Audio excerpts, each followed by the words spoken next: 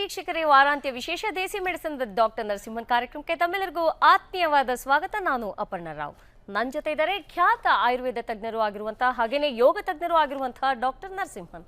ಹಾಗಾದ್ರೆ ಇವತ್ತಿನ ಎಪಿಸೋಡ್ನಲ್ಲಿ ಯಾವ ಒಂದು ರೋಗದ ಬಗ್ಗೆ ನಾವು ಡಿಸ್ಕಸ್ ಮಾಡೋಣ? ಸಾಮಾನ್ಯವಾಗಿ ಈಗಿನ ಒಂದು ಪ್ರಸ್ತುತ ದಿನಗಳಲ್ಲಿ ಸಾಮಾನ್ಯವಾಗಿ ಕಾಡುವಂತಹ ಸಮಸ್ಯೆ ಅಂದರೆ ಮೂಲವ್ಯಾಧಿ. ಹೇಳ್ಕೊಳಕ್ಕೂ ಆಗಲ್ಲ, ಬಿಡಕ್ಕೂ ಆಗಲ್ಲ, ಒಂಥರ ಒಂದು ಚಿತ್ರ ಹಿಂಸೆ. ಸೊ ಅದ್ರ ಬಗ್ಗೆ ಡಾಕ್ಟರ್ ಹೇಗಾದರೂ ಇದ್ದಾರೆ, ಅವ್ರ ಹತ್ರ ಕೇಳೋಣ. ಅದಕ್ಕೆ ಮನೆಯಲ್ಲಿ ಅದಕ್ಕೆ ಪರಿಹಾರವನ್ನು ಕಂಡುಕೊಳ್ಬಹುದಾ ಅನ್ನೋದ್ರ ಬಗ್ಗೆನೂ ಕೇಳೋಣ. ನಮ್ಮ ಜೊತೆ ಇದ್ದಾರೆ ಡಾಕ್ಟರ್ ನರಸಿಂಹನ್. ಡಾಕ್ಟ್ರೇ, ಆತ್ಮೀಯವಾದ ಸ್ವಾಗತ ಕಾರ್ಯಕ್ರಮಕ್ಕೆ. ಸೊ ಇವತ್ತಿನ ಒಂದು ಟಾಪಿಕ್ ಮೂಲವ್ಯಾಧಿ. ಯಾತಕ್ಕಾಗಿ ಒಂದು ಮೂಲವ್ಯಾಧಿ ಬರುತ್ತೆ ಅಂತ? ಮೂಲವ್ಯಾಧಿ ಅಥವಾ ಕಾಮನ್ ಲೇಮನ್ ಲ್ಯಾಂಗ್ವೇಜ್ನಲ್ಲಿ ಏನು ಪೈಲ್ಸ್ ಅಂತ ಹೇಳ್ತೀವಿ ಅಥವಾ ಹೆಮರಾಯ್ಡ್ಸ್ ಅಂತ ಹೇಳ್ತೀವಿ, ಇದನ್ನು ಆಯುರ್ವೇದದಲ್ಲಿ ಹರ್ಷಸ್ ಅಂತ ಹೇಳಿದ್ದಾರೆ. ಹರ್ಷ ಅಂದರೆ ಒಂದು ವೈರಿ ಅಂತ.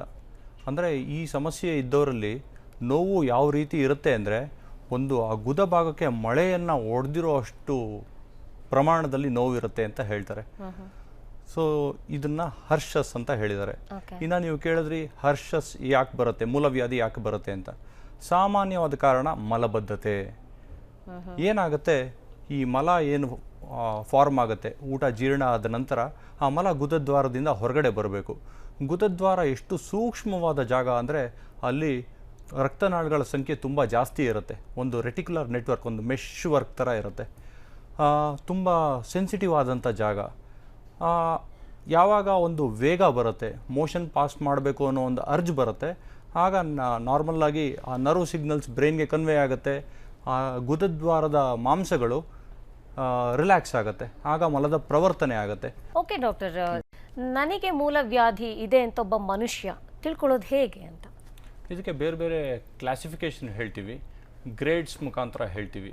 ಈಗ ಗ್ರೇಡ್ 1 ಅಂತ ಹೇಳ್ತೀವಿ. ಗ್ರೇಡ್ 1ನಲ್ಲಿ ಸಾಮಾನ್ಯವಾಗಿ ನೋವು ಅಥವಾ ರಕ್ತ ಬರುವಿಕೆ ಅಥವಾ ತುರಿಕೆ ಈ ಥರದ ಲಕ್ಷಣಗಳಿರುತ್ತೆ, ಆದರೆ ಮಾಂಸದ ಅಂಕುರ ಈಚೆ ಕಾಣೋದಿಲ್ಲ.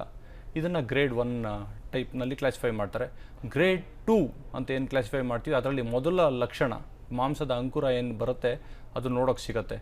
ಆಗ ಮಲದ ಪ್ರವರ್ತನೆ ಆದಾಗ ಮಾಂಸ ಆಚೆ ಬಂದುಬಿಡುತ್ತೆ, ಮಲ ಪ್ರವರ್ತನೆ ಆದ ತಕ್ಷಣ ಅದಾಗದೇ ಒಳಗಡೆ ಹೋಗ್ಬಿಡುತ್ತೆ. ಇದು ಗ್ರೇಡ್ 2. ಗ್ರೇಡ್ 3ನಲ್ಲಿ ಮಲದ ಪ್ರವರ್ತನೆ ಆದಾಗ ಆಚೆ ಬರುತ್ತೆ ಮತ್ತು ಹೊರಗಡೆ ಉಳ್ಕೊಳ್ಳುತ್ತೆ. ಅದನ್ನು ಬೆರಳಿನಿಂದ ತಳ್ಳಿದಾಗ ಒಳಗಡೆ ಹೋಗ್ಬಿಡುತ್ತೆ ಮತ್ತು ಅದು ಒಳಗಡೆ ಉಳ್ಕೊಳ್ಳುತ್ತೆ. ಮತ್ತು ಗ್ರೇಡ್ 4 ಏನು ಹೇಳ್ತೀವಿ, ಅದು ಯಾವಾಗಲೂ ಹೊರಗಡೆನೇ ಇರುತ್ತೆ. ಮಲದ ಪ್ರವರ್ತನೆ ಆದಾಗಲೂ ಹೊರಗಡೆನೇ ಇರುತ್ತೆ, ಮಲ ಆದ ನಂತರನೂ ಹೊರಗಡೆನೇ ಇರುತ್ತೆ. ಒಳಗಡೆ ತಳ್ಳಿದ್ರೂ ಅದು ಹೋಗೋದಿಲ್ಲ. ಓಕೆ. ಸೊ ಈಗ ಮಲಬದ್ಧತೆಯಲ್ಲಿ ಈಗ ಗ್ರೇಡ್ 1 ಗ್ರೇಡ್ 2 ಅದೇ ಕ್ಲಾಸಿಫಿಕೇಶನ್ ಹೇಳಿದ್ರಿ. ಈ ಫರ್ದರ್ ಕಾಂಪ್ಲಿಕೇಶನ್ಸ್ ಅದಾಗುವ ಸಾಧ್ಯತೆ ಇದೆಯಾ ಅಂತ? ಅಂದರೆ ಈಗ ಮೂಲವ್ಯಾಧಿ ಈಗ ಹಾಗೆ ಬಿಟ್ಬಿಟ್ರೆ, ಈಗ ಗ್ರೇಡ್ 1ನಲ್ಲಿ ಇರುತ್ತೆ, ಸೊ ಕೇರ್ಲೆಸ್, ಅವ್ರಿಗೆ ಗೊತ್ತೇ ಆಗಲ್ಲ ನನಗೆ ಮೂಲವ್ಯಾಧಿ ಇದೆ ಅನ್ನೋದೇ. ಪುನಃ 2, 3 ಸ್ಟೇಜು ಅದಾದ್ಮೇಲೆ ಏನಾದ್ರು ಫರ್ದರ್ ಕಾಂಪ್ಲಿಕೇಶನ್ಸ್ಗೆ ಅದು ಲೀಡ್ ಮಾಡುವಂತಹ ಚಾನ್ಸಸ್ ಇದೆಯಾ? ಮಲಪ್ರವರ್ತನೆ ಆದ ನಂತರ ಆ ಜಾಗವನ್ನು ತುಂಬ ಶುಚಿಯಾಗಿ ತೊಳ್ಕೊಂಡು ಕ್ಲೀನಾಗಿ ಇಟ್ಕೋಬೇಕು. ಈ ಥರದ್ದು ಒಂದು ದುರ್ಮಾಂಸ ಅಥವಾ ಮಾಂಸದ ಅಂಕುರ ಏನು ಬಂದಿದೆ ಅದರ ಪ್ರೆಸೆನ್ಸ್ನಿಂದ, ಅದರ ಇರುವಿಕೆಯಿಂದ ಆ ಭಾಗದ ಶುಚಿತ್ವವನ್ನು ಹೆಚ್ಚಾಗಿ ಕಾಪಾಡ್ಕೊಳ್ಳೋಕ್ಕಾಗೋದಿಲ್ಲ.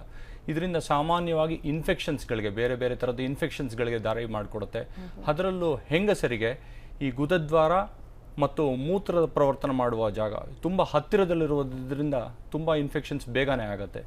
ಆದ್ದರಿಂದ ಹೆಂಗಸರಾಗಲಿ ಗಂಡಸರಾಗಲಿ ಈ ಥರದ್ದು ಇದ್ದಾಗ ಆದಷ್ಟು ಬೇಗ ವೈದ್ಯರಿಗೆ ತೋರಿಸ್ಬಿಟ್ಟು ಸರಿಯಾದ ಕ್ರಮಗಳನ್ನು ಅನುಸರಿಸಿ ಅದನ್ನು ವಾಸಿ ಮಾಡ್ಕೋಬೇಕು. ಡಾಕ್ಟರ್, ಈಗ ಮತ್ತೆ ಕೆಲವೊಂದು ಪ್ರಶ್ನೆಗಳು ಅಂದರೆ ಮೂಲವ್ಯಾಧಿ ಬಗ್ಗೆ ಬರೋದು ಅಂದಾಗ, ಮಲಬದ್ಧತೆಯಿಂದ ಮೂಲವ್ಯಾಧಿ ಅಂತ ಹೇಳಿದ್ರೆ ಮಲಬದ್ಧತೆಯನ್ನು ತಡೆಗಟ್ಬೋದಾ? ಅಂದರೆ ಸ್ಟಾರ್ಟಿಂಗ್ ಸ್ಟೇಜ್ನಲ್ಲಿ ಅದನ್ನು ಯಾವ ರೀತಿ ತಡೆಗಟ್ಬೋದು ಅಂತ? ಒಂದು ಸರಿಯಾದ ಆಹಾರ ಪದ್ಧತಿ ಮತ್ತು ಯಾವಾಗ ಶರೀರ ಒಂದು ಮಲವನ್ನು ವಿಸರ್ಜಿಸುವ ಒಂದು ಅರ್ಜನ್ನು, ವೇಗವನ್ನು ಸೂಚಿಸುತ್ತೆ, ಆ ಸರಿಯಾದ ಸಮಯದಲ್ಲಿ ವೇಗವನ್ನು ಅಟೆಂಡ್ ಮಾಡೋದ್ರಿಂದ ಮಲಬದ್ಧತೆ ಬರೋದು ಸಾಧ್ಯತೆ ತುಂಬ ಕಮ್ಮಿ ಇರುತ್ತೆ. ಮತ್ತು ಸರಿಯಾದ ಪ್ರಮಾಣದಲ್ಲಿ ನೀರು ಕುಡಿಯಬೇಕು, ಆಹಾರವನ್ನು ಚೆನ್ನಾಗಿ ಅಗಿಬೇಕು, ಮತ್ತು ತುಂಬ ಫೈಬರ್ ರಿಚ್ ಫುಡ್ಡನ್ನು ತಿನ್ನಬೇಕು. ರಫೇಜ್ ಅಂತ ಏನು ಹೇಳ್ತೀವಿ, ಯಾವ ಆಹಾರ ಪದಾರ್ಥದಲ್ಲಿ ನಾರಿನ ಅಂಶ ಜಾಸ್ತಿ ಇದೆ, ದಂಟಿನ ಸೊಪ್ಪಾಗ್ಬೋದು, ಎಲ್ಲ ಥರದ ತರಕಾರಿಗಳು ಅಥವಾ ಅಕ್ಕಿ ಉಪಯೋಗಿಸ್ತೀವಿ, ಬೇರೆ ಥರದ ಧಾನ್ಯಗಳನ್ನು ಉಪಯೋಗಿಸ್ತೀವಿ, ಯಾವುದು ಪಾಲಿಷ್ ಮಾಡಿರೋದಿಲ್ಲ, ಅದರ ಮೇಲೆ ಹೆಚ್ಚಿನ ನಾರಿನ ಅಂಶ ಇರುತ್ತೆ. ಇಂಥ ಆಹಾರ ಸೇವನೆಯಿಂದ ಈ ಮಲ ವಿಸರ್ಜನೆ ತುಂಬ ಸುಲಭವಾಗಿ ಆಗುತ್ತೆ. ಮತ್ತು ತುಂಬ ಕಠಿಣ, ತುಂಬ ಜೀರ್ಣಶಕ್ತಿಗೆ ಕಷ್ಟವಾದಂಥ ಆಹಾರ, ಅದು ಮಾಂಸದ ಆಹಾರ ಇರ್ಬೋದು ಅಥವಾ ಪ್ರೊಸೆಸ್ಡ್ ಫುಡ್ಸ್ ಆಗಿರ್ಬೋದು, ಇಂಥವು ಜೀರ್ಣ ಆಗೋದಕ್ಕೆ ತುಂಬ ಸಮಯವನ್ನು ತಗೊಳುತ್ತೆ. ಇಂಥ ಆಹಾರ ತುಂಬ ಮಿತವಾಗಿ ಆಗೊಮ್ಮೆ ಈಗೊಮ್ಮೆ ಉಪಯೋಗಿಸೋದ್ರಿಂದ ಶರೀರದ ಸ್ವಾಸ್ಥ್ಯ ಚೆನ್ನಾಗಿರುತ್ತೆ, ಜೀರ್ಣಶಕ್ತಿ ಚೆನ್ನಾಗಿರುತ್ತೆ. ಓಕೆ ಡಾಕ್ಟರ್, ಈಗ ಮಲಬದ್ಧತೆ ಅಂತಂದರೆ ಕೆಲವ್ರು ಏನು ಮಾಡಿಬಿಡ್ತಾರೆ, ಮಲಬದ್ಧತೆ ಆಗ್ತಿದ್ದಂಗೆ ಇಂಗ್ಲೀಷ್ ಮೆಡಿಸಿನ್ಸ್ನಲ್ಲಿ ಬಹಳಷ್ಟು ಅದಕ್ಕೆ ಸೂಕ್ತವಾದ ಒಂದು ಕೆಲವೊಂದು ಟ್ಯಾಬ್ಲೆಟ್ಸ್ ಅಂದರೆ ಇನಿಷಿಯಲ್ ಸಡನ್ ಆಗಿ ನಿಮ್ಗೆ ಸ್ಪಾಂಟೇನಿಯಸ್ ಆಗಿ ಒಂದು ರಿಲೀಫ್ ಸಿಗುವಂಥದ್ದು. ಸೊ ಅದು ಎಷ್ಟರ ಮಟ್ಟಿಗೆ ಸರಿ? ಶುರುವಿನಲ್ಲಿ ಆಹಾರ ಮತ್ತು ವ್ಯಾಯಾಮದಿಂದ ಸರಿ ಹೋಗುತ್ತೆ, ಮತ್ತು ಸರಿಯಾದ ನೀರಿನ ಪ್ರಮಾಣ ಮೇಂಟೈನ್ ಮಾಡ್ತು ಅಂದರೆ ಸರಿ ಹೋಗುವಂಥದ್ದು ಕಂಡೀಷನ್ ಇದು ಮಲಬದ್ಧತೆ. ಯಾವಾಗ ಅದು ಮಾಡಲಿಲ್ಲ, ಔಷಧಿಗೆ ಮೊರೆ ಹೋಗ್ತೀರಿ. ಶುರುವಿನಲ್ಲಿ ಕೆಲವು ದಿವಸಗಳ ಔಷಧಿ ತೊಗೊಂಡ್ರಿ, ಆ ಔಷಧದ ಪ್ರಭಾವದಿಂದ ಮಲ ನಿರ್ವಹಣೆ ಆಗುತ್ತೆ. ಕೆಲವೇ ದಿವಸಗಳಲ್ಲಿ ಔಷಧದಿಂದ ಪ್ರಯೋಗದಿಂದ ಹೊರಗಡೆ ಬರದೆ ಅದಕ್ಕೆ ಅಡಿಕ್ಟ್ ಆಗಿಬಿಟ್ವಿ, ದಾಸರ ಆಗಿಬಿಟ್ವಿ ಅಂದರೆ ಏನು ನಾರ್ಮಲ್ ಟೋನ್ ಇರುತ್ತೆ ಈ ಗುದಭಾಗದ ಮಾಂಸಗಳಿಗೆ, ನಾರ್ಮಲ್ ಆಗಿರುವಂಥ ಟೋನ್, ಅದರದ್ದು ಇಲಾಸ್ಟಿಸಿಟಿ ಅಥವಾ ಒಂದು ತಂತುತನವನ್ನು ಕಳ್ಕೊಂಡ್ಬಿಡುತ್ತೆ. ಆಗ ಡಯೇರಿಯಾ ಆಗುತ್ತೆ, ಅಂದರೆ ದ್ರವ ಮಲ ಆಗುತ್ತೆ.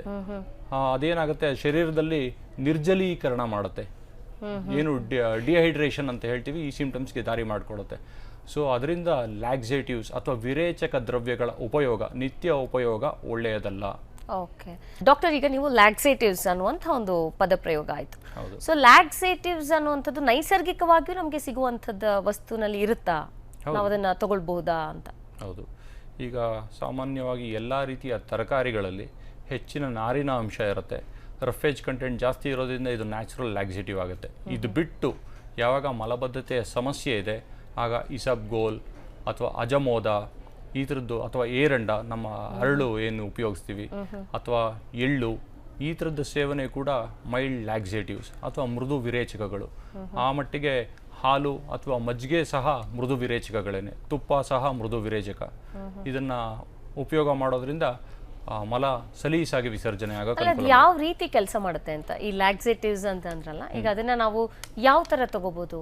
ಓಕೆ, ಇದು ನಾವು ಹರ್ಷಸ್ ಅಥವಾ ಮೂಲವ್ಯಾಧಿ ಏನು ಹೇಳ್ತೀವಿ, ಇದು ಸಾಮಾನ್ಯವಾಗಿ ವಾತಜ ವ್ಯಾಧಿ ಅಂತ ಹೇಳ್ತೀವಿ. ಸೊ ಈ ಥರದ ಲಕ್ಷಣಗಳಿದ್ದವ್ರಿಗೆ ಕೋಷ್ಠ ತುಂಬ ಕ್ರೂರವಾಗಿರುತ್ತೆ, ತುಂಬ ರಫ್ ಆಗಿರುತ್ತೆ. ಸಾಮಾನ್ಯವಾಗಿ ಈ ಎಲ್ಲ ಲ್ಯಾಕ್ಸೇಟಿವ್ಸ್ ಬಗ್ಗೆ ಏನು ಹೇಳಿದ್ವಿ ಅಥವಾ ವಿರೇಚಕಗಳ ಬಗ್ಗೆ ಏನು ಹೇಳಿದ್ವಿ, ಇವೆಲ್ಲ ಜಿಡ್ಡಿನ ಅಂಶ ಇರುತ್ತೆ ಮತ್ತು ವಾತದ ಗುಣವನ್ನು ಕಮ್ಮಿ ಮಾಡುವಂತಹ ಗುಣ ಇರುವಂಥ ದ್ರವ್ಯಗಳಾಗಿರುತ್ತೆ. ಆದ್ದರಿಂದ ಅದು ಕಮ್ಮಿ ಮಾಡುತ್ತೆ. ಓಕೆ, ಇನ್ನು ಈ ಒಂದು ಲೈಫ್ ಸ್ಟೈಲ್ ಏನು ನಾವು ದಿನನಿತ್ಯದ ನಮ್ಮದು ಚಟುವಟಿಕೆಗಳೇನಿರುತ್ತೆ, ಈಗ ನಿದ್ದೆ ಏನೋ ಒಂದು ಸ್ವಲ್ಪ ಆಚೆ ಈಚೆ ಆಗಿರುತ್ತೆ, ಆವಾಗ ಕೂಡ ಈ ಒಂದು ಮೂಲವ್ಯಾಧಿ ಪ್ರಾಬ್ಲಮ್ ಸ್ಟಾರ್ಟ್ ಆಗೋ ಸಾಧ್ಯತೆ ಇದೆಯಾ, ಹೇಗೆ ಅಂತ? ಖಂಡಿತ ಇದೆ. ಏಕೆಂದರೆ ನೀವು ಬೆಳಗ್ಗಿನಿಂದ ಸಂಜೆವರೆಗೂ ಬೇರೆ ರೀತಿಯ ಚಟುವಟಿಕೆಗಳಲ್ಲಿ ಇನ್ವಾಲ್ವ್ ಆಗಿರ್ತೀರಿ, ಶರೀರ ದಣದಿರುತ್ತೆ, ಅದು ರಿಕವರ್ ಆಗಬೇಕು ಮತ್ತು ಸ್ವಾಸ್ಥ್ಯಕ್ಕೆ ವಾಪಸ್ ಬರಬೇಕು ಅಂದರೆ ನಿದ್ದೆ ತುಂಬ ಇಂಪಾರ್ಟೆಂಟು. ಸರಿಯಾದ ಪ್ರಮಾಣದಲ್ಲಿ ನಿದ್ದೆ ಸಿಕ್ಕಲಿಲ್ಲ ಅಂದರೆ ಶರೀರ ಅದರಿಂದ ರಿಕವರ್ ಆಗೋದಿಲ್ಲ. ಎಲ್ಲ ಧಾತುಗಳು ಕ್ಷೀಣಿಸುತ್ತೆ, ಕ್ಷಯ ಆಗುತ್ತೆ, ಧಾತುಗಳ ವೈಷಮ್ಯ ಆಗುತ್ತೆ. ಸೊ ಇದರಿಂದ ಮಲಬದ್ಧತೆ ಆಗೋ ಸಾಧ್ಯತೆ ಇರುತ್ತೆ. ಓಕೆ, ಈಗ ಸೊಪ್ಪುಗಳು ಅಂದರೆ ನೀವು ಈಗ ಪ್ರಮುಖವಾಗಿ ಎಲ್ಲ ಒಂದು ನಾರಿನಂಶ ಇರುವಂಥದ್ದು ಈಗ ಸೊಪ್ಪಿನಲ್ಲಿ ಲಭ್ಯನಾ, ಅಥವಾ ಈಗ ತರಕಾರಿಗಳಲ್ಲೂ ಈಗ ಕೆಲವರಿಗೆ ಕ್ಯಾರೆಟ್ ಕೆಲವರಿಗೆ ಬರಲ್ಲ, ಅಂದರೆ ಅಲರ್ಜಿಕ್ ಇರ್ತಾರೆ, ಅಂದರೆ ಆ ಥರ ಇರೋರು ನಾನು ನೋಡಿದ್ದೀನಿ. ಅಂದರೆ ಕ್ಯಾರೆಟ್ ಅಂದರೆ ನನಗಾಗೋದಿಲ್ಲ, ಕ್ಯಾರೆಟ್ ಜ್ಯೂಸ್ ಕುಡಿದ್ರೆ ಏನೋ ಒಂಥರ ತುರ್ಕೆ ಬಂದ್ಬಿಡುತ್ತೆ ಮೈಯಲ್ಲೆಲ್ಲ. ಸೊ ಅಂಥವರೆಲ್ಲ ಪರ್ಯಾಯವಾಗಿ ಯಾವ ರೀತಿಯಾದ ಒಂದು ಆಹಾರವನ್ನು ಸ್ವೀಕರಿಸಿದ್ರೆ ಈ ಒಂದು ಮೂಲವ್ಯಾಧಿಯನ್ನು ದೂರ ಇಡ್ಬೋದು ಅಂತ? ಬೇರೆ ಬೇರೆ ಥರದ ಧಾನ್ಯಗಳು ಸಿಗುತ್ತೆ. ಈಗಂತೂ ಸಿರಿಧಾನ್ಯಗಳ ಉಪಯೋಗ ತುಂಬ ಹೆಚ್ಚಿಗೆ ಆಗ್ತಾ ಇದೆ. ಇನ್ನು ಅಕ್ಕಿ, ರಾಗಿ ಇಂಥವುಗಳ ಉಪಯೋಗ ಅಂತೂ ದಿನನಿತ್ಯದಲ್ಲಿ ಇದ್ದೇ ಇದೆ. ಇದನ್ನು ಪಾಲಿಷ್ ಮಾಡದೇ ಇರುವಂಥದ್ದು ರಾ ರೈಸ್ ಅಥವಾ ರಾ ಸೋರ್ಸ್ ಏನು ಯೂಸ್ ಮಾಡ್ತೀವಿ, ಅದರಲ್ಲಿ ಹೆಚ್ಚಿನ ನಾರಿನಂಶ ಇರುತ್ತೆ. ಇದನ್ನು ದೇಶಕ್ಕೆ ಅನುಗುಣವಾಗಿ, ಅಂದರೆ ನಾವು ಸೌತ್ ಇಂಡಿಯನ್ಸ್ ನಮಗೆ ರೈಸ್ ಅನ್ನೋದೇನು ಸ್ಟ್ಯಾಪಲ್ ಫುಡ್ ಇದೆ ಅಥವಾ ರಾಗಿ ಉಪಯೋಗ ನಿತ್ಯ ಮಾಡ್ತೀವಿ. ನಾರ್ತ್ ಇಂಡಿಯನ್ಸ್ಗೆ ತೊಗೊಂತು ಅಂದರೆ ಗೋಧಿ ಉಪಯೋಗ ಮಾಡ್ತಾರೆ. ಇದನ್ನು ಪಾಲಿಷ್ ಮಾಡಿಲ್ಲದೆ ಇರೋ ರಾ ಸೋರ್ಸ್ನಲ್ಲಿ ಹೆಚ್ಚಿನ ಪ್ರಮಾಣದಲ್ಲಿ ಯೂಸ್ ಮಾಡೋದು. ಎಸ್ ಡಾಕ್ಟರ್, ಮತ್ತಷ್ಟು ಅಂದರೆ ಇನ್ನೇನು ಪರಿಹಾರ ಇದೆ ಮೂಲವ್ಯಾಧಿಗೆ ಅಂತ ನಾವು ತಿಳ್ಕೊಳ್ಳೇಬೇಕು. ಅದಕ್ಕೂ ಮುಂಚೆ ಒಂದು ಬ್ರೇಕ್ ತಗೊಂಡ್ಬಂದ್ಬೇಡ. ವೀಕ್ಷಕರೇ, ವಾರಾಂತ್ಯ ವಿಶೇಷ ದೇಸಿ ಮೆಡಿಸನ್ ವಿತ್ ಡಾಕ್ಟರ್ ನರಸಿಂಹನ್ ಕಾರ್ಯಕ್ರಮದಲ್ಲಿ ಒಂದು ಸಣ್ಣ ವಿರಾಮ. ವೀಕ್ಷಕರೇ, ವಿರಾಮದ ನಂತರ ದೇಸಿ ಮೆಡಿಸನ್ ವಿತ್ ಡಾಕ್ಟರ್ ನರಸಿಂಹನ್ ಕಾರ್ಯಕ್ರಮಕ್ಕೆ ಮತ್ತೆ ಸ್ವಾಗತ. ನನ್ನ ಜೊತೆ ಇದ್ದಾರೆ ಡಾಕ್ಟರ್ ನರಸಿಂಹನ್. ನಾವು ಮೂಲವ್ಯಾಧಿ ಬಗ್ಗೆ ಮಾತನಾಡ್ತಾ ಇದ್ವಿ. ಬನ್ನಿ ಹಾಗಾದ್ರೆ ಡಾಕ್ಟರ್ ಹತ್ರ ಕೇಳೋಣ. ಡಾಕ್ಟರ್, ಈಗ ನಾವು ಮೂಲವ್ಯಾಧಿ ಬಗ್ಗೆ ಮಾತಾಡ್ತಾ ಇದ್ವಿ. ಒಂದು ಕ್ವೆಶ್ಚನ್ ನನಗೆ ಮೂಡಿದ್ದೀಗ, ಅಂದರೆ ಬಹಳಷ್ಟು ಮಂದಿಯಲ್ಲಿ ಮೂಲವ್ಯಾಧಿ ಅಂದ್ರೆ ಏನು ಅನ್ನೋಂಥದ್ದು ಗೊತ್ತಿರಲ್ಲ, ಆದರೆ ಮೂಲವ್ಯಾಧಿ ಅಂದ್ರೆ ಏನೋ ಇದೆ, ಸಿಕ್ಕಾಬಟ್ಟೆ ಪೇಯ್ನ್ ಅಂತೆ ಅಷ್ಟೇ ಗೊತ್ತಿರುತ್ತೆ. ಆ್ಯಕ್ಚುಲಿ ಏನಾಗುತ್ತೆ ಅನ್ನೋದು ಬಹಳಷ್ಟು ಮಂದಿಗೆ ಗೊತ್ತಿರಲ್ಲ, ಅಥವಾ ಆಗಿದ್ರೂ ಕೂಡ ಅದನ್ನು ಹೇಳ್ಕೊಳಕ್ಕೆ ಹಿಂಜರಿತಾರೆ, ಒಂಥರ ಚಿತ್ರಹಿಂಸೆ. ಸೊ ಏನದು ಮೂಲವ್ಯಾಧಿ ಅಂದ್ರೆ ಏನು ಅಂತ? ಮೂಲವ್ಯಾಧಿಗೆ ಒಂದು ಸಾಮಾನ್ಯವಾದ ಕಾರಣ ಮಲಬದ್ಧತೆ ಅಂತ ಮುಂಚೆ ಡಿಸ್ಕಸ್ ಮಾಡಿದ್ವಿ. ಮಲಬದ್ಧತೆಯಲ್ಲಿ ಏನಾಗುತ್ತೆ, ಮನುಷ್ಯನಿಗೆ ಮಲ ಪ್ರವರ್ತನೆ ಮಾಡುವ ವೇಗ ಬರ್ತಾ ಇದೆ, ಆ ಸರಿಯಾದ ಸಮಯಕ್ಕೆ ವೇಗವನ್ನು ಮಾಡ್ತಾ ಇಲ್ಲ, ತಡೆದಿಟ್ಕೊತಾ ಇದ್ದಾನೆ. ಆ ಪ್ರಕ್ರಿಯೆಯಲ್ಲಿ ಒಳಗಿರುವಂತಹ ಮಲ, ಅದರ ದ್ರವಾಂಶ ಪೂರ್ತಿ ಹೋಗ್ಬಿಡುತ್ತೆ. ಆಗ ಅಲ್ಲಿರುವಂತಹ ಮಲ ತುಂಬ ಗಟ್ಟಿಯಾಗುತ್ತೆ, ಹಾರ್ಡ್ ಸ್ಟೂಲ್ಸ್ ಆಗುತ್ತೆ. ಆಮೇಲೆ ಶರೀರಕ್ಕೆ ಅದು ಬೇಕಿಲ್ಲದೆ ಇರೋದು ಮಲ, ಅದು ಮತ್ತೆ ಯಾವಾಗಾದರೂ ಅದನ್ನು ಪಾಸ್ ಮಾಡಬೇಕು. ಆಗ ಆ ಮನುಷ್ಯ ತುಂಬ ಸ್ಟ್ರೈನ್ ಮಾಡಿ ಮುಲುಕಿ ಪಾಸ್ ಮಾಡ್ತಾನೆ. ತುಂಬ ಗಟ್ಟಿ ಇರೋದ್ರಿಂದ ಆ ಗುದದ್ವಾರದ ಭಾಗ ಏನಿದೆ ತುಂಬ ಸೂಕ್ಷ್ಮವಾದ ಜಾಗ, ಸಾಕಷ್ಟು ಪ್ರಮಾಣದಲ್ಲಿ ರಕ್ತನಾಳಗಳಿದೆ.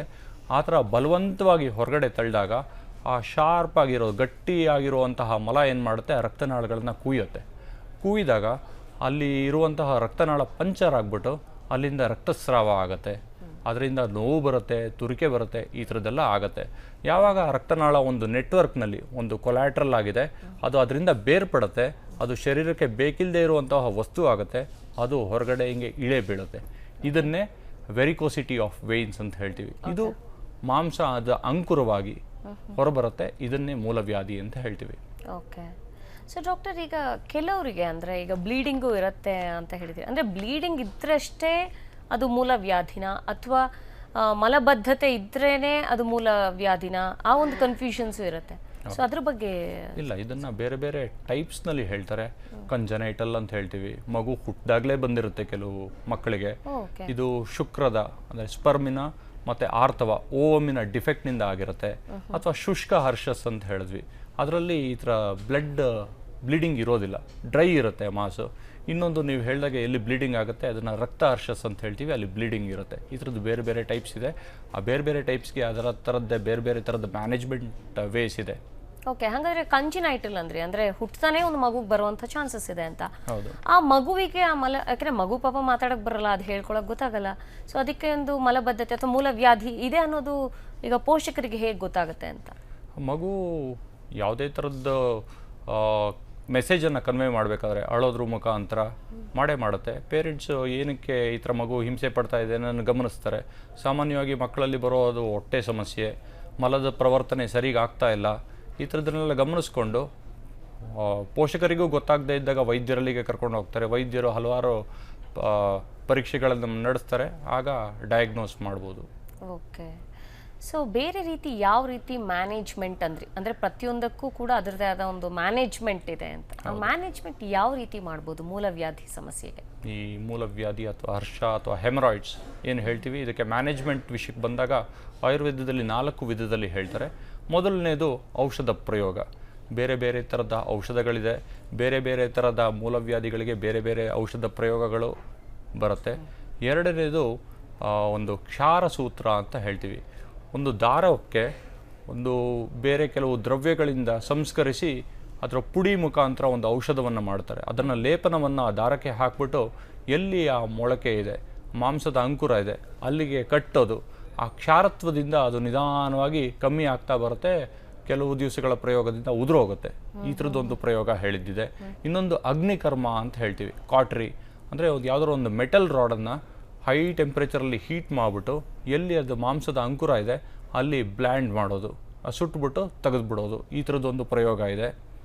ಆದರೆ ಇದ್ರದ್ದೆಲ್ಲ ಕಾಂಪ್ಲಿಕೇಶನ್ಸ್ ತುಂಬ ಇರುತ್ತೆ.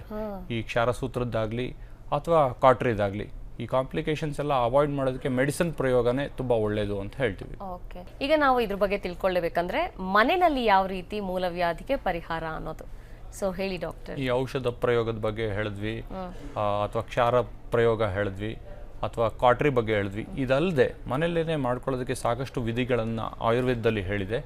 ಒಂದು ಅವಾಗಾಹ ಸ್ವೇದ ಅಂತ ಹೇಳ್ತೀವಿ, ಇದು ಸಿಟ್ಸ್ ಬಾತ್ ಅಂತ ಹೇಳ್ತೀವಿ.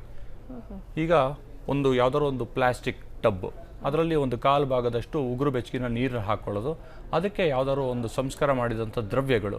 ಈಗ ಅರಳೆ ಎಲೆ ಬರುತ್ತೆ, ಅರಳೆ ಎಲೆನ ಸಣ್ಣದಾಗಿ ಹಚ್ಬಿಟ್ಟು ನೀರಿನಲ್ಲಿ ಕುದಿಸ್ಬಿಟ್ಟು ಒಂದು ಪೇಸ್ಟ್ ಫಾರ್ಮ್ನಲ್ಲಿ ಮಾಡಿಕೊಂಡು ಸೋಸ್ಬಿಟ್ಟು ಅದನ್ನು ಟಬ್ನಲ್ಲಿ ಹಾಕೋದು. ಹಾಕ್ಬಿಟ್ಟು ಅದರಲ್ಲಿ ಮನುಷ್ಯ ನಿರ್ವಸ್ತ್ರನಾಗಿ ರಾತ್ರಿ ಊಟ ಮಾಡಿ ಮಲಗೋಕ್ಕಿಂತ ಮುಂಚೆ ಒಂದು ಅರ್ಧ ಗಂಟೆ ಮುಂಚೆ ಆ ಬೆಚ್ಚಗಿರೋ ನೀರಿನಲ್ಲಿ ಈ ಒಂದು ಡಿಕಾಕ್ಷನ್ನ ಏನು ಮಾಡ್ಕೊಂಡಿರ್ತಾನೆ ಅದನ್ನು ಸೇರಿಸ್ಬಿಟ್ಟು ಕೆಲವು 20-30 ನಿಮಿಷ ಕೂತ್ಕೊಳ್ಳೋದು. ಈ ಥರ ಕೂತ್ಕೊಳ್ಳೋದ್ರಿಂದ ಈ ಮೂಲವ್ಯಾಧಿಯಲ್ಲಿ ಆ ಗುದದ್ವಾರದಲ್ಲಿ ಏನು ತುರಿಕೆ ಅಥವಾ ನೋವು ಅಥವಾ ರಕ್ತದ ಸ್ರಾವ ಇದರಿಂದ ಆ ಭಾಗದ ಮಾಂಸಗಳೆಲ್ಲ ತುಂಬ ಟೈಟ್ ಇರುತ್ತೆ. ಈ ಥರ ಮಾಡ್ಕೊಳ್ಳೋದ್ರಿಂದ ರಿಲ್ಯಾಕ್ಸ್ ಆಗುತ್ತೆ. ಅದಾದ ನಂತರ ರಾತ್ರಿ ನಿದ್ದೆ ಮಾಡ್ತಾನೆ, ಅದರಿಂದ ಸಾಕಷ್ಟು ರಿಲ್ಯಾಕ್ಸೇಷನ್ ಸಿಗುತ್ತೆ, ಅದು ಬೇಗ ವಾಸಿ ಆಗ್ತಾ ಬರುತ್ತೆ. ಇನ್ನೊಂದು ಪ್ರಯೋಗ ಅಭ್ಯಂಗ ಮತ್ತು ಸ್ವೇದ ಅಂತ ಹೇಳ್ತಾರೆ. ಅಭ್ಯಂಗ ಅಂದರೆ ಯಾವುದಾದ್ರು ಒಂದು ತೈಲವನ್ನು ಆ ಏರಿಯಾದಲ್ಲಿ ಅಪ್ಲೈ ಮಾಡೋದು. ಅದು ಎಳ್ಳೆಣ್ಣೆ ಆಗ್ಬೋದು ಅಥವಾ ಹರಳೆಣ್ಣೆ ಆಗ್ಬೋದು, ಈ ಥರದ ಅಥವಾ ತುಪ್ಪ ಆಗ್ಬೋದು. ಈ ಥರದ್ದು ಜಿಡ್ಡಿನ ಪದಾರ್ಥವನ್ನು ಸುಕೋಷ್ಣ ಒಂದು ಸ್ವಲ್ಪ ಬೆಚ್ಚಗೆ ಮಾಡಿ ಅಲ್ಲಿ ಹಚ್ಚೋದು, ಹಚ್ಬಿಟ್ಟು ಸ್ವಲ್ಪ ಹೊತ್ತು ಬಿಡೋದು. ಬಿಟ್ಟಾದಮೇಲೆ ಬೇರೆ ಯಾವುದಾದ್ರು ವಾತವನ್ನು ಕಮ್ಮಿ ಮಾಡುವಂಥ ದ್ರವ್ಯಗಳು, ಅರಳಿನ ಎಲೆ ಆಗ್ಬೋದು, ಈ ಥರದ್ದನ್ನು ಸ್ವೇದ ಕೊಡೋದು, ಅಂದರೆ ಸ್ವೆಟ್ ಇಂಡ್ಯೂಸ್ ಮಾಡೋಂಗೆ ಮಾಡೋದು. ಅದನ್ನು ಬಿಸಿ ಮಾಡಿಬಿಟ್ಟು ತಡೆಯುವಷ್ಟು ಬಿಸಿ ಒಂದು ಪೌಲ್ಟಿಸ್ ಥರ ಒಂದು ಪೋಟಲಿ ಥರ ಮಾಡಿಕೊಂಡು ಆ ಭಾಗದಲ್ಲಿ ಇಟ್ಕೊಂಡ್ರೆ ಸ್ವೇದವನ್ನು ಉಂಟು ಮಾಡುತ್ತೆ. ಇದನ್ನು ನೋವನ್ನು ಕಮ್ಮಿ ಮಾಡುತ್ತೆ. ಇನ್ನು ಪರಿಷೇಕ ಅಂತ ಹೇಳ್ತೀವಿ, ಅಂದರೆ ಈ ವಾತವನ್ನು ಕಮ್ಮಿ ಮಾಡೋ ಅಂಥ ದ್ರವ್ಯಗಳನ್ನ ಯೂಸ್ ಮಾಡಿ ಅದನ್ನು ಬಿಸಿ ಮಾಡಿ ಕಷಾಯ ಅಥವಾ ಒಂದು ಡಿಕಾಕ್ಷನ್ ಥರ ಮಾಡ್ತೀವಿ. ಅದನ್ನು ಒಂದು ತಿನ್ ಸ್ಟ್ರೀಮ್ ಆಗಿ ಒಂದು ಜರಿ ಥರ ಯಾವ ಭಾಗದಲ್ಲಿ ತೊಂದರೆ ಇದೆ ಆ ಭಾಗದಲ್ಲಿ ಕೆಲವು ಕ್ಷಣಗಳ ಹಾಗೇ ಪೋರ್ ಮಾಡ್ತಾ ಇರೋದು. ಇದು ಸಾಮಾನ್ಯವಾಗಿ ಶುಷ್ಕ ಹರ್ಷಸ್ ಅಥವಾ ಡ್ರೈ ಹೆಮರಾಯ್ಡ್ಸ್ ಅಂತ ಏನು ಹೇಳ್ತೀವಿ, ಇದರಲ್ಲಿ ಮ್ಯಾನೇಜ್ಮೆಂಟ್ ಮಾಡೋದಕ್ಕೆ ತುಂಬ ಪ್ರಶಸ್ತವಾದದ್ದು. ಇನ್ನು ರಕ್ತ ಈಗ ಈ ಒಂದು sorry for the interruption doctor, ಈಗ ಒಂದು ಪರಿಷ್ಕೆ ಅಂತೇನೋ ಅಂದ್ರಲ್ಲಿ ಪರಿಷೇಕ, ಈ ಪರಿಷೇಕ ಅನ್ನುವಂಥದ್ದು ಈಗ ಅದನ್ನ ತಿನ್ ಸ್ಟ್ರೀಮ್ ಆಗಿಬಿಡೋದು ಅಂತ. ಬಟ್ ಯೂಶಲಿ ಜನರಿಗೆ ಏನಿರುತ್ತೆ ಅಂದರೆ ಅದನ್ನು ಯಾವ ರೀತಿ ನಾವು ತೋರಿಸ್ಕೊಳ್ಳೋದಪ್ಪ, ಡಾಕ್ಟರ್ ಹತ್ರ ಹೆಂಗಪ್ಪ ಹೇಳೋದು ಅಂತ. ಬಟ್ ಅದು ಈ ಥರ ಚಿಕಿತ್ಸೆಗಳನ್ನು ಎಲ್ಲಿ ನೀಡಲಾಗುತ್ತೆ ಅಂತಂದರೆ, ಈಗ ಯೂಶಲಿ ಈಗ ಜನರಿಗೆ ಇರುವಂಥದ್ದು, ಈಗ ಅವ್ರಿಗೆ ಹೇಳ್ಕೊಳಕ್ಕಾಗಿರಲ್ಲ, ಯಾರನ್ನು ಅವರು ಸಂಪರ್ಕಿಸ್ಬೋದು, ಎಲ್ಲಿ ಇದಕ್ಕೆ ಚಿಕಿತ್ಸೆ ನೀಡಲಾಗುತ್ತೆ ಅನ್ನೋಂಥ ಪ್ರಶ್ನೆ ಬರುತ್ತೆ. ಇದು ಸಾಮಾನ್ಯವಾಗಿ ನಾವು ಕ್ಲಿನಿಕಲ್ ಪ್ರಾಕ್ಟೀಸಲ್ಲಿ ಏನು ನೋಡ್ತೀವಿ ಅಂದರೆ, ಈ ಥರದ ಸಮಸ್ಯೆಗಳಿದ್ದವರು ಸಾಮಾನ್ಯವಾಗಿ ಮನೆಯವ್ರ ಜೊತೆನೇ ಮೊದಲು ಡಿಸ್ಕಸ್ ಮಾಡ್ತಾರೆ. ಮಗ ಅಥವಾ ಮಗಳಾಗಿದ್ರು ತಾಯಿ ಅಥವಾ ತಂದೆ ಜೊತೆ ಡಿಸ್ಕಸ್ ಮಾಡ್ತಾರೆ. ಗಂಡ ಹೆಂಡರಿದ್ರು ಅವರು ಡಿಸ್ಕಸ್ ಮಾಡ್ಕೊತಾರೆ. ಒಬ್ರಿಗೊಬ್ರು ಅಸಿಸ್ಟ್ ಮಾಡಿ ಮನೇಲೇ ಮಾಡ್ಕೊಳ್ಳೋ ಅಂಥ ಪ್ರಯೋಗಗಳೇ ಇದು. ಆದರೆ ಕೆಲವು ಕಂಡೀಷನ್ಸ್ನಲ್ಲಿ ತುಂಬ, ಈಗ ಸ್ಟೇಜ್ 4 ಅಂತ ಏನು ಹೇಳಿದ್ವಿ, ಅದು ಮಾಂಸದ ಅಂಕುರ ತುಂಬ ಪ್ರಬಲವಾಗಿ ಬೆಳೆದುಬಿಟ್ಟಿದೆ, ಆಗ ವೈದ್ಯರನ್ನು ಖಂಡಿತ ಸಂಪರ್ಕಿಸಬೇಕು. ಆಮೇಲೆ ಈ ಥರದ್ದು ಚಿಕಿತ್ಸೆಗಳು ಹಲವಾರು ಆಯುರ್ವೇದ ಕೇಂದ್ರಗಳಲ್ಲಿ ಲಭ್ಯ ಇದೆ. ಓಕೆ, ಇನ್ನು ಮುಂದಿನ ಚಿಕಿತ್ಸಾ ವಿಧಾನ ಆದರೆ ಇನ್ನು ಮಲಬದ್ಧತೆ ಆಗದೇ ಇರುವಂಥ ಆಹಾರಗಳನ್ನು ತಗೊಳ್ಳೋದು, ಸುಲಭವಾಗಿ ಜೀರ್ಣ ಆಗುವಂಥ ಆಹಾರ. ಸಾಮಾನ್ಯವಾಗಿ ಅದು ಅನ್ನ ಆಗಿರ್ಬೋದು, ಹೆಸರು ಬೇಳೆ ಆಗಿರ್ಬೋದು, ಈ ಅಕ್ಕಿಯ ಪದಾರ್ಥಗಳಿಂದ ಮಾಡಿದ ರವೆ ಥರದ ಪದಾರ್ಥಗಳು, ಇದೆಲ್ಲ ತುಂಬ ಸುಲಭವಾಗಿ ಜೀರ್ಣ ಆಗುತ್ತೆ. ಹೆಚ್ಚಿನ ತರಕಾರಿ ಪ್ರಯೋಗ, ತುಂಬ ಕಡಿಮೆ ಪ್ರಮಾಣದ ಮಾಂಸದ ಪ್ರಯೋಗ.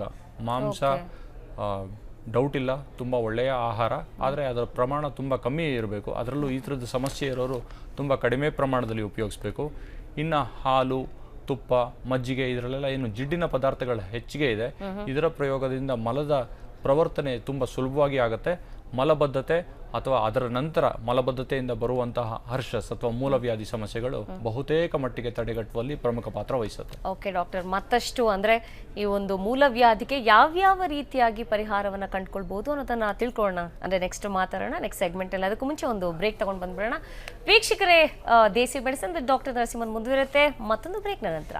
ಎಸ್ ವೀಕ್ಷಕರೇ, ವಾರಾಂತ್ಯ ವಿಶೇಷ ದೇಸಿ ಮೆಡಿಸಿನ್ ವಿತ್ ಡಾಕ್ಟರ್ ನರಸಿಂಹನ್ ಕಾರ್ಯಕ್ರಮಕ್ಕೆ ಬ್ರೇಕ್ ನಂತರ ಮತ್ತೆ ನಿಮಗೆಲ್ಲ ಆತ್ಮೀಯವಾದ ಸ್ವಾಗತ. ನಾವು ಮಾತಾಡ್ತಾ ಇದ್ವಿ ಮೂಲವ್ಯಾಧಿ ಬಗ್ಗೆ. ಸೊ ಡಾಕ್ಟರ್ ಇದ್ದಾರೆ, ಅವ್ರ ಹತ್ರನೇ ಕೇಳೋಣ ಮೂಲವ್ಯಾಧಿಗೆ ಯಾವ್ಯಾವ ರೀತಿ ಪರಿಹಾರವನ್ನು ಮನೆಯಲ್ಲೇ ಕಂಡುಕೊಳ್ಬಹುದು ಅನ್ನೋದ್ರ ಬಗ್ಗೆ. ಡಾಕ್ಟರ್, ಈಗ ಮೂಲವ್ಯಾಧಿ ಬಗ್ಗೆ ಮಾತನಾಡ್ತಾ ಇದ್ವಿ. ಈಗ ಮೂಲವ್ಯಾಧಿ ಅಂದ ತಕ್ಷಣ ನೀರಿನ ಅಂಶ, ಅಂದರೆ ನಾರಿನ ಅಂಶ ಇಲ್ಲ ನೀರು ಹೆಚ್ಚಾಗಿ ಕುಡಿದ್ರೆ ಮೂಲವ್ಯಾಧಿಯನ್ನು ದೂರ ಇಡ್ಬೋದು ಅನ್ನೋದನ್ನ ನೀವು ಹೇಳಿದ್ರಿ. ಹಾಗಾದರೆ ಈಗ ಇಷ್ಟೇ ನೀರು ಕುಡಿಬೇಕು, ಕೆಲವರು ಬಾಟ್ಲ್ ಇಟ್ಕೊಂಡು ಓಡಾಡ್ತಿರ್ತಾರೆ. ಓಕೆ, ಡಾಕ್ಟರ್ ಹೇಳಿದ್ದಾರೆ ನನಗೆ ನೀರು ಚೆನ್ನಾಗಿ ಕುಡಿಬೇಕು ಅಂತ, ಸೊ ನೀರು ಕುಡಿತಾನೆ ಇರೋಣ ಅಂತ. ಸೊ ನೀರು ಕುಡಿತಾನೆ ಇದ್ರೆ ಒಳ್ಳೇದಾ, ಅಥವಾ ಇಂತಿಷ್ಟು ನೀರು ಪ್ರಮಾಣ ಅಂತ ಇದೆಯಾ, ಹೇಗೆ? ಇದರ ಬಗ್ಗೆ ವೈದ್ಯಕೀಯ ಸಂಶೋಧನೆಗಳು ಹಲವಾರು ನಡೆದಿದೆ. ಇದು ಏನು ದೃಢಪಡಿಸಿದೆ ಈ ಸಂಶೋಧನೆಗಳು ಅಂದರೆ, ಮೇಲ್ಸ್ಗೆ ಗಂಡಸರಿಗೆ 3 ಲೀಟರ್ ಒಂದು ದಿವಸಕ್ಕೆ ಅಗತ್ಯ ಇರುವಂತಹ ನೀರಿನ ಪ್ರಮಾಣ ಮತ್ತು ಹೆಂಗಸರಿಗೆ 2.2 ಲೀಟರ್ ಹೆಚ್ಚು ಕಮ್ಮಿ ಇಷ್ಟು ನೀರುಗಳನ್ನು ಇಷ್ಟು ಪ್ರಮಾಣದ ನೀರನ್ನು ಉಪಯೋಗ ಮಾಡಬೇಕು. ಅದನ್ನು ಬಿಟ್ಟು ನಾವು ಹಿಂದಿನ ಹಲವು ಸಂಚಿಕೆಗಳಲ್ಲಿ ಇದನ್ನು ಡಿಸ್ಕಸ್ ಮಾಡೇ ಇದ್ದೀವಿ. ಬಯೋಲಾಜಿಕಲ್ ಡಿಮ್ಯಾಂಡ್ ಅಂತ ಇರುತ್ತೆ. ಅಂದರೆ ಪ್ರತಿಯೊಬ್ಬ ಮನುಷ್ಯನಿಗೂ ಅವನಿಗೆ ಪ್ರಕೃತಿಗೆ ಅನುಗುಣವಾಗಿ ಅವನದೇ ಆದಂಥ ಒಂದು ಡಿಮ್ಯಾಂಡ್ಸ್ ಇರುತ್ತೆ. ಕೆಲವು ಟೈಮಲ್ಲಿ ಏನೋ ಕೆಲಸ ಮಾಡ್ತಾ ಇದ್ದಾನೆ, ವಿಪರೀತವಾಗಿ ಕೆಲಸ ಮಾಡ್ತಿದ್ದಾನೆ, ಆಗ ನೀರಿನ ಅವಶ್ಯಕತೆ ಜಾಸ್ತಿ ಇದೆ, ಅದು 3 ಲೀಟ್ರನ್ನು ಮೀರಿಸುವಂಥದ್ದು ಆಗಿರ್ಬೋದು. ಕೆಲವು ಸಮಯದಲ್ಲಿ ಏನೂ ಕೆಲಸ ಮಾಡ್ತಿಲ್ಲ, ಆರಾಮಾಗಿ ವಿರಮಿಸ್ತಾ ಇದ್ದಾನೆ, ಆಗ ನೀರಿನ ಪ್ರಮಾಣ ಸಾಕಷ್ಟು ಕಮ್ಮಿ ಇರುತ್ತೆ, ಅದು 3 ಲೀಟ್ರ್ಗಿಂತ ಕಮ್ಮಿನೂ ಇರ್ಬೋದು. ಇದನ್ನು ಮನಗಂಡು ಅಪ್ರಾಕ್ಸಿಮೇಟ್ ವ್ಯಾಲ್ಯೂ 3 ಲೀಟರ್ಸ್ ಗಂಡಸರಿಗೆ, ಹೆಂಗಸರಿಗೆ 2.2 ಲೀಟರ್ಸ್ ಅಂತ ಹೇಳ್ತೀವಿ. ಓಕೆ ಡಾಕ್ಟರ್, ಈಗ ಮೂಲವ್ಯಾಧಿ ಮೂಲತಃ ಈಗ ಸಾಮಾನ್ಯವಾಗಿ ಯಾವ ರೀತಿಯ ಜನರಿಗೆ, ಅಂದರೆ ಹೆಚ್ಚೆಚ್ಚು ಕೆಲವರು ಕೂತೆ ಕೆಲಸ ಮಾಡೋರು ಇರ್ತಾರೆ, ಸೊ ಅಂಥವ್ರಿಗೆ ಬರುವಂಥದ್ದು, ಅಂದರೆ ಎಂಥ ವರ್ಗದ ಜನರಿಗೆ ಹೆಚ್ಚಾಗಿ ಒಂದು ಮೂಲವ್ಯಾಧಿ ಸಮಸ್ಯೆ ಕಾಡುತ್ತೆ ಅಂತ? ಸಾಮಾನ್ಯವಾಗಿ ಮಲಬದ್ಧತೆ ಇರುವಂಥ ಜನರಲ್ಲಿ ಹೆಚ್ಚಿಗೆ ನೋಡ್ತೀವಿ. ಆದರೆ ಹೆಚ್ಚು ಹೊತ್ತು ಕೂತ್ಕೊಂಡೇ ಕೆಲಸ ಮಾಡೋರಲ್ಲೂ ಇದು ಸಾಮಾನ್ಯವಾಗಿ ನೋಡ್ತೀವಿ. ಈಗ ಗಾಡಿಗಳನ್ನು ಓಡಿಸೋ ಡ್ರೈವರ್ಸ್ ಆಗಿರ್ಬೋದು, ಅಥವಾ ಆಫೀಸ್ ಬೌಂಡ್ ವರ್ಕ್, ಆಫೀಸ್ನಲ್ಲೇ ಕೂತ್ಕೊಂಡು ಗಂಟೆಗಟ್ಟಲೆ ಕೆಲಸ ಮಾಡ್ತಾರೆ ಇಂಥವರು, ಅಥವಾ ಯಾರ್ದು ಒಂದು ತುಂಬ ಸಿಡೆಂಟ್ರಿ ಅಥವಾ ಐಷಾರಾಮಿ ಜೀವನ ಮಾಡ್ತಾರೆ, ಯಾವುದೇ ಥರದ ವ್ಯಾಯಾಮದ ಇಲ್ಲ, ಚಟುವಟಿಕೆಗಳಿಲ್ಲ, ಕೂತಲ್ಲೇ ಕೂರೋದು. ಅದರಲ್ಲೂ ಈ leather sofa, rexine, plastic chairs, metal chairs ಈ ಥರದ್ರ ಮೇಲೆ ಕೂತ್ಕೊಂಡಾಗ ಕೂತ್ಕೊಂಡ ಭಾಗದಲ್ಲಿ ಹೆಚ್ಚಿನ ಟೆಂಪ್ರೇಚರ್ ಉಂಟಾಗುತ್ತೆ. ಆಗ ಅಲ್ಲಿ ಗುದದ ಭಾಗದಲ್ಲಿರುವಂಥ ರಕ್ತನಾಳಗಳ ಮೇಲೆ ಹೆಚ್ಚಿನ ಒತ್ತಡ ಬೀಳುತ್ತೆ. ಅವೆಲ್ಲ ಟೆಂಪ್ರೇಚರ್ ಜಾಸ್ತಿ ಆದಾಗ ಸಂಕುಚಿತವಾಗುತ್ತೆ. ಆಗ ಇದನ್ನು ದಾರಿ ಮಾಡಿಕೊಡ್ಬೋದು.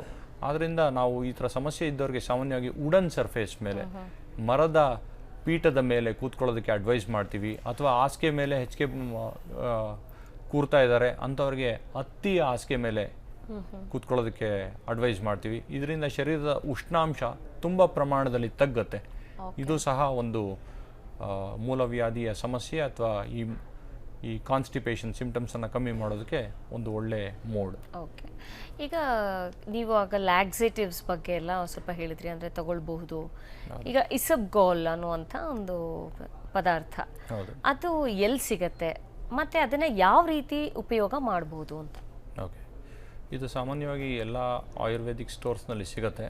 ಅದು ಒಂದು ಹಸ್ಕ್ ಫಾರ್ಮ್ನಲ್ಲಿರುತ್ತೆ, ಒಂದು ಪುಡಿಯ ಫಾರ್ಮ್ನಲ್ಲಿರುತ್ತೆ. ಅದನ್ನು ಬಿಸಿ ನೀರಿನಲ್ಲಿ ರಾತ್ರಿ ಊಟ ಆದ ನಂತರ 1 ಚಮಚದಷ್ಟು, ಮೊದಲನೇ ದಿವಸದ ಪ್ರಯೋಗಕ್ಕೆ 1 ಚಮಚದಷ್ಟು ಹಾಕ್ಕೊಂಡು ನೋಡಬೇಕು. ಅದು ಆ ಮನುಷ್ಯನಿಗೆ ಸರಿ ಹೋಯಿತು, ಮುಂದಿನ ದಿವಸ ನೋಡ್ಕೋಬೇಕು ಅದರಿಂದ ಎಷ್ಟು ಮಲಪ್ರವರ್ತನೆ ಆಗ್ತಾಯಿದೆ, ಸರಾಗವಾಗಿ ಆಗ್ತಾ ಇದೆಯಾ ಅಥವಾ ಅಷ್ಟಕ್ಕಷ್ಟೇ ಇದೆಯಾ ಅನ್ನೋದು ನೋಡಿಕೊಂಡು ಡೋಸ್ ಡಿಸೈಡ್ ಮಾಡ್ಕೋಬೇಕು. ಬಟ್ ದಿನನಿತ್ಯದ ಪ್ರಯೋಗಕ್ಕೆ ಒಳ್ಳೆ ಅಲ್ಲ ಯಾವುದೇ ಥರದ ಲ್ಯಾಕ್ಸೇಟಿವ್ಸ್. ಓಕೆ, ದಿನನಿತ್ಯ ತಗೊಳ್ಳೋದು ಒಳ್ಳೇದಲ್ಲ. ಈಗ ಕೆಲವ್ರು ಹೇಳ್ತಾರೆ, ಅಂದರೆ ಮನೇಲಿ ಹಿರಿಯರಿದ್ರೆ ಹರಳೆಣ್ಣೆ ಕುಡಿಸ್ಬಿಡು ಒಂಚೂರು ಮಗುಗೆ ಸರಿಯಾಗ್ಬಿಡುತ್ತೆ ಅಂತ, ಈಗ ಮಕ್ಕಳಿಗಾಗಿದ್ರೆ. ಸೊ ಅದು ಹರಳೆಣ್ಣೆ ಉಪಯುಕ್ತತೆ ಒಳ್ಳೇದಾ? ಹೌದು, ಹರಳೆಣ್ಣೆ ಕೂಡ ತುಂಬ ಒಳ್ಳೆ ತೀಕ್ಷ್ಣವಾದ ವಿರೇಚಕ ದ್ರವ್ಯ. ಅದು ಹರಳೆಣ್ಣೆ ಬೆಚ್ಚಗೆ ಮಾಡಿ ಕುಡಿಯೋದ್ರಿಂದ ಮಲಪ್ರವರ್ತನೆಯನ್ನು ಮಾಡುತ್ತೆ. ಇನ್ಯಾವ ಒಂದು ಚಿಕಿತ್ಸಾ ವಿಧಾನಗಳನ್ನ ಮನೆಯಲ್ಲೇ ಅಳವಡಿಸ್ಕೊಳ್ಳುವಂಥದ್ದು, ಈಗ ಸಾಮಾನ್ಯವಾಗಿ ಮೂಲವ್ಯಾಧಿ ಅಥವಾ ಮಲಬದ್ಧತೆಯನ್ನು ದೂರ ಇಡಕ್ಕೆ ಯಾವ ರೀತಿಯಾದ ಒಂದು ಪರಿಹಾರ? ಶುಷ್ಕ ಹರ್ಷ ಅಂತ ಹೇಳಿದ್ವಿ, ಡ್ರೈ ಹೆಮರಾಯ್ಡ್ಸ್ ಇದೆ, ಅಲ್ಲಿ ರಕ್ತಸ್ರಾವ ಇಲ್ಲ ಆದರೆ ಮಾಂಸದ ಅಂಕುರ ಇದೆ. ಈಗ ಮನೆಯಲ್ಲೇ ಸಿಗುವಂಥ ಪದಾರ್ಥಗಳು, ಅರಿಶಿಣ ಇದೆ, ಅರಿಶಿಣ ತೊಗೊಂಡ್ರಿ, ಲೋಳೆ ಸರ ಇದೆ, ಅರಿಶಿಣ ಪುಡಿ ಒಂದು ಚಮಚದಷ್ಟು ತೊಗೊಂಡ್ರಿ, ಲೋಳೆ ಸರ ಅದರ ಮೇಲಿನ ಚರ್ಮವನ್ನು ತೆಗೆದು ಅದು ಪಲ್ಪ್ ಇರುತ್ತಲ್ಲ ಅದನ್ನು ಒಂದು 2 ಚಮಚದಷ್ಟು ತಗೊಳ್ಳೋದು. ಇದಕ್ಕೆ ಚಿತ್ರಕ ಅಂತ ಒಂದು ದ್ರವ್ಯ ಸಿಗುತ್ತೆ, ಎಲ್ಲ ಆಯುರ್ವೇದದ ಮೆಡಿಕಲ್ ಸ್ಟೋರ್ನಲ್ಲಿ ಸಿಗುತ್ತೆ. ಆ ಚಿತ್ರಕದ ಚೂರ್ಣ ಏನಿದೆ ಪೂರ್ಣ, ಅದನ್ನು ಇದ್ರ ಜೊತೆ ಮಿಕ್ಸ್ ಮಾಡಿಕೊಂಡು ಒಂದು ಲೇಪವಾಗಿ ಎಲ್ಲಿ ಮಾಂಸದ ಅಂಕುರ ಇದೆ ಅಲ್ಲಿ ಅಪ್ಲೈ ಮಾಡ್ಬೋದು. ಇದು ಕೂಡ ಆ ಮಾಂಸದ ಅಂಕುರದ ಪ್ರಮಾಣವನ್ನು ತಗ್ಗಿಸ್ತಾ ಬರುತ್ತೆ ದಿನನಿತ್ಯದ ಉಪಯೋಗದಿಂದ. ಇನ್ನು ರಕ್ತ ಸ್ರಾವ ಆಗ್ತಾ ಇದೆ, ಬ್ಲೀಡಿಂಗ್ ಹೆಮರಾಯ್ಡ್ಸ್ ಇದೆ, ಇದಕ್ಕೊಂದು ಪ್ರಯೋಗ ಇದೆ. ಈ ನೀರಿನಲ್ಲಿ ನಿಮಗೆ ಕಮಲದ ಹೂವು ಸಿಗುತ್ತೆ, ಲೋಟಸ್ಸಿನ ಸ್ಟಾಲ್ಕ್ ಇರುತ್ತೆ, ಅದು ಎಲ್ಲ ಹಿಂಗೆ ಕ್ರಷ್ ಮಾಡ್ತು ಅಂದರೆ ತುಂಬ ಅಂಟಿನ ಒಂದು ಪದಾರ್ಥ ಆಗುತ್ತೆ. ತಾವರೆ ಹೂವು. ಅದಕ್ಕೆ ಈ ಮಂಜಿಷ್ಟ ಅನ್ನುವಂಥ ಒಂದು ಹರ್ಬ್ ಸಿಗುತ್ತೆ, ಅದು ತುಂಬ ಶೀತವೀರ್ಯವಾದ ದ್ರವ್ಯ, ಅದರ ಚೂರ್ಣ ಸಿಗುತ್ತೆ, ಅದನ್ನು ಮಿಕ್ಸ್ ಮಾಡ್ಕೋಬೋದು. ಚಂದನ ನಿಮಗೆ ಗೊತ್ತೇ ಇದೆ, ರಕ್ತ ಚಂದನ ತುಂಬ ಶೀತವಾದ ವೀರ್ಯ ಇರುವಂತಹ ದ್ರವ್ಯ. ರಕ್ತ ಚಂದನ ಅಂದ್ರೆ ಏನು ಡಿಫರೆನ್ಸ್ ಮಾಮೂಲಿ ಚಂದನಕ್ಕೂ? ವೈಟ್ ಸ್ಯಾಂಡಲ್ಲು ರೆಡ್ ಸ್ಯಾಂಡಲ್ ಎರಡು, ಶ್ವೇತಚಂದನ ರಕ್ತಚಂದನ ಎರಡು ವೆರೈಟಿ ಸಿಗುತ್ತೆ. ಅದರಲ್ಲಿ ಔಷಧಿ ಗುಣಕ್ಕೆ ತುಂಬ ಉತ್ಕೃಷ್ಟವಾದ ಮೌಲ್ಯ ಇರೋದಂಥದ್ದು ರಕ್ತಚಂದನಕ್ಕೆ. ಅದನ್ನು ಹೆಚ್ಚಾಗಿ ಔಷಧ ಪ್ರಯೋಗದಲ್ಲಿ ಬಳಸ್ತೀವಿ. ತುಂಬ ಶೀತವೀರ್ಯ ಇರುವಂಥ ದ್ರವ್ಯ. ಸೊ ಇದನ್ನು ಬಳಸೋದ್ರಿಂದ, ಇದನ್ನು ಪೇಸ್ಟ್ ಮಾಡಿಬಿಟ್ಟು ಅಪ್ಲೈ ಮಾಡೋದ್ರಿಂದ ಏನು ರಕ್ತದ ಸ್ರಾವ ಆಗ್ತಾ ಇದೆ, ರಕ್ತದ ಸ್ರಾವ ಯಾವಾಗಿದೆ ಆವಾಗ ಸ್ಟಿಪ್ಟಿಕ್ ಡ್ರಗ್ಸ್ ಯೂಸ್ ಮಾಡಬೇಕು. ಯಾವುದು ರಕ್ತನಾಳಗಳನ್ನು ಬಂದ್ ಮಾಡಿ ರಕ್ತದ ಪ್ರವಾಹವನ್ನು ನಿಲ್ಲಿಸುತ್ತೆ, ಆ ಗುಣ ಈ ಕಾಂಬಿನೇಷನ್ಗಿದೆ. ಇದನ್ನು ಬಳಸ್ಬೋದು. ಓಕೆ, ಇದು ಬಿಟ್ಟು ಕೆಲವರು ಮೆಂತ್ಯ ಪ್ರಯೋಗ ಒಳ್ಳೇದು ಅಂತಾರೆ. ಅಂದ್ರೆ ಆದಷ್ಟು ದೇಹವನ್ನ ತಂಪಾಗಿಟ್ಕೊಂಡ್ರೆ ಈ ಒಂದು ಮಲಬದ್ಧತೆಯನ್ನ ದೂರ ಇಡ್ಬೋದು ಅಂತ. ಮೆಂತ್ಯ ಪ್ರಯೋಗ ಎಷ್ಟು ಮಟ್ಟಿಗೆ ಎಫೆಕ್ಟಿವ್ ಅಂತ? ಓಕೆ, ಮೆಂತ್ಯ ತುಂಬ ಶೀತವೀರ್ಯ ಇರುವಂಥ ದ್ರವ್ಯ, ಆದರೆ ಅದು ಶೀತವೀರ್ಯದಿಂದ ಮಲಬದ್ಧತೆಯನ್ನು ಮಾಡುತ್ತೆ. ಮೆಂತ್ಯದ ಯೂಸ್ ತುಂಬ ಲಿಮಿಟ್ನಲ್ಲಿ ಇದೆ, ಅದು ಒಳ್ಳೆಯದು ಆರೋಗ್ಯಕ್ಕೆ. ಮೆಂತ್ಯದ ಪ್ರಯೋಗ ಈ ಸಮಸ್ಯೆಯಲ್ಲಿ ಹೆಚ್ಚಿನ ಪ್ರಮಾಣದಲ್ಲಿ ಉಪಯೋಗಿಸ್ತು ಅಂದರೆ ಅದು ಮಲಬದ್ಧತೆಯನ್ನು ಮಾಡುತ್ತೆ. ಮೆಂತ್ಯದ ಪ್ರಯೋಗ ತುಂಬ ಲಿಮಿಟ್ ಆಗಿ ಇರಲಿ. ಓಕೆ, ಇನ್ನು ಯೋಗ ಈ ಮೂಲವ್ಯಾಧಿಯಲ್ಲಿ ಮತ್ತು ಮಲಬದ್ಧತೆಯಲ್ಲಿ ತುಂಬ ಒಂದು ಮಹತ್ತರವಾದ ಪಾತ್ರವನ್ನು ವಹಿಸುತ್ತೆ. ಯೋಗದಲ್ಲಿ ಬರುವಂಥದ್ದು ಅಭ್ಯಾಸಗಳು ಇದು, ಆಸನಗಳಿದೆ, ಪ್ರಾಣಾಯಾಮ ಇದೆ, ಕ್ರಿಯಾಗಳಿದೆ. ಇನ್ನು ಆಸನದಲ್ಲಿ ಈ ಅಶ್ವಿನಿ ಮುದ್ರಾ ಅಂತ ಹೇಳ್ತೀವಿ. ಮಲಬದ್ಧತೆ ಇದೆ ಅಥವಾ ಮೂಲವ್ಯಾಧಿ ಬಂದ್ಬಿಟ್ಟಿದೆ, ಅಶ್ವಿನಿ ಮುದ್ರಾ ಅನ್ನುವಂತಹ ಒಂದು ಪ್ರಯೋಗ ಇದರಲ್ಲಿ ತುಂಬ ಪರಿಣಾಮಕಾರಿಯಾಗಿದೆ. ಅದನ್ನು ಹೇಗೆ ಮಾಡೋದು? ಯಾವುದಾದ್ರೂ ಒಂದು ಸುಖಾಸನದಲ್ಲಿ ಅಥವಾ ಪದ್ಮಾಸನದಲ್ಲಿ ಅಥವಾ ವೀರಾಸನದಲ್ಲಿ ಅಥವಾ ವಜ್ರಾಸನದಲ್ಲಿ ಈ ಥರದ್ದು ಯಾವುದಾದ್ರೂ ಒಂದು ಪಾಶ್ಚರಲ್ಲಿ ಕೂತ್ಕೊಂಡ್ಬಿಟ್ಟು ಬೆನ್ನು ಹುರಿಯನ್ನು ನೇರವಾಗಿ ಇಟ್ಕೋಬೇಕು. ಗಮನವನ್ನು ಗುದದ್ವಾರದ ಕಡೆಗೆ ತಗೊಂಡು ಹೋಗಬೇಕು. ಉಸಿರಾಟವನ್ನು ದೀರ್ಘವಾಗಿ ಮಾಡ್ತಾ ಮಾಡ್ತಾ ಆ ಗುದದ ಭಾಗದ ನಲಿಕೆ ಏನಿದೆ ಅದನ್ನು ಬಿಗಿ ಹಿಡಿಬೇಕು, ನಿಧಾನವಾಗಿ ಸೆಡಲ್ಸ್ಬೇಕು, ಬಿಗಿ ಹಿಡಿಬೇಕು, ಸೆಡಲ್ಸ್ಬೇಕು. ಈ ಥರ ಕೆಲವು ಸಲ, ಒಂದು ಶುರುವಿನಲ್ಲಿ ಒಂದು 3 ರಿಂದ 4 ಸಲ ಮಾಡೋದು. ಶರೀರ ಯಾವುದೇ ಥರದ ಸಮಸ್ಯೆ ವ್ಯಕ್ತಪಡಿಸ್ತಾ ಇಲ್ಲ, ನಿಧಾನವಾಗಿ ಒಂದು 5 ರಿಂದ 10 ಕೌಂಟ್ ಹಾಗೆ ಮಾಡ್ಬೋದು. ದಿವಸಕ್ಕೆ ಒಂದು 2-3 ಸಲ. ಆದರೆ ಊಟ ಆದ ನಂತರ ತಕ್ಷಣಕ್ಕೆ ಇದು ಮಾಡೋದು ಸರಿಯಲ್ಲ. ಯಾವಾಗ ಖಾಲಿ ಹೊಟ್ಟೆನಲ್ಲಿದ್ದಾರೆ, ಒಂದು ನಿಯಮಿತ ಪ್ರಮಾಣದಲ್ಲಿ ನೀರನ್ನು ಸೇವನೆ ಮಾಡಿದ್ದಾರೆ, ಆಗ ಮಾಡೋದ್ರಿಂದ ಅನುಕೂಲ ಆಗುತ್ತೆ. ಎಸ್ ಡಾಕ್ಟರ್, ಅಂದರೆ ಸಾಕಷ್ಟು ಮಾಹಿತಿ ಮೂಲವ್ಯಾಧಿ ಬಗ್ಗೆ, ಅಂದರೆ ಅದು ಯಾಕಾಗುತ್ತೆ, ಹಾಗೆಯೇ ಅದಕ್ಕೆ ಪರಿಹಾರವನ್ನು ಯಾವ ರೀತಿ ಕಂಡುಕೊಳ್ಬಹುದು ಅನ್ನೋದರ ಬಗ್ಗೆ, ಅಂದರೆ ನಮಗಿರುವಂಥದ್ದು ಒಂದು ಇತಿಮಿತಿಯಾದ ಒಂದು ಚೌಕಟ್ಟು, ನಮ್ಗೆ ಇಷ್ಟೇ ಅಂತ ಟೈಮ್ ಇದೆ, ಅರ್ಧ ಗಂಟೆಯಲ್ಲಿ ಅದಕ್ಕೆ ಬೇಕಾದಷ್ಟು ಮಾಹಿತಿಯನ್ನು ನೀಡಿದ್ದೀರಿ. Thank you doctor for coming for the show. And ವೀಕ್ಷಕರೇ, ಇದಿಷ್ಟು ಇವತ್ತಿನ desi medicine with doctor Narasimhan ಆಗಿತ್ತು.